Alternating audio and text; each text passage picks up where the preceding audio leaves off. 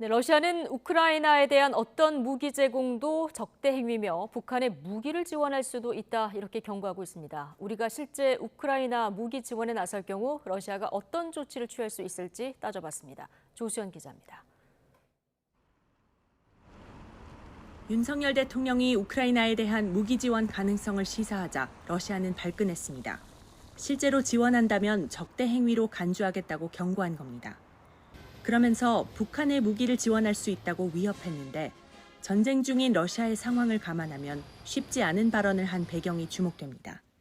대기권 진입 기술, 또 대기권으로 진입한 탄도를 유도해서 목표물을 명중시키는 기술 등등이 부족한 것으로 알고 있거든요. 하지만 러시아는 탄도미사일 강국이기 때문에 그런 기술을 전수해 줄 수가 있을 것 같습니다. 우크라이나에 대한 무기 지원을 억제할 의도가 깔린 것으로 보이지만 직접적인 군사 위협에 나설 가능성도 있습니다.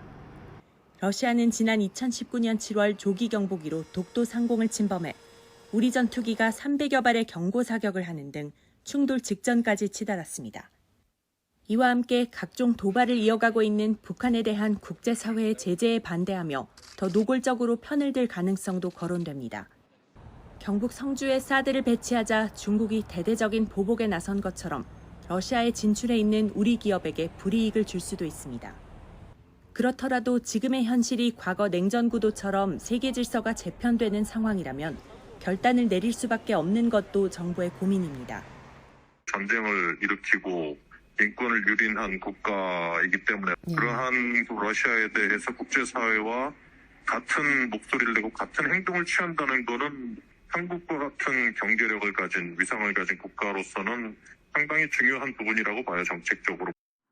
러시아의 우크라이나 국민 대량 학살이나 민간인 공격 등을 전제로 한 윤 대통령의 무기 지원 시사는 국제사회의 보편적 규범을 지원하고 한미동맹의 역할에 대한 고민에서 비롯된 것으로 보입니다. 다만 상존 의존의 국제질서가 자국의 이익을 강조하는 쪽으로 변하고 있다는 시각도 있는 만큼 앞으로 더 섬세한 외교적 노력이 필요할 것으로 관측됩니다. YTN 조수연입니다.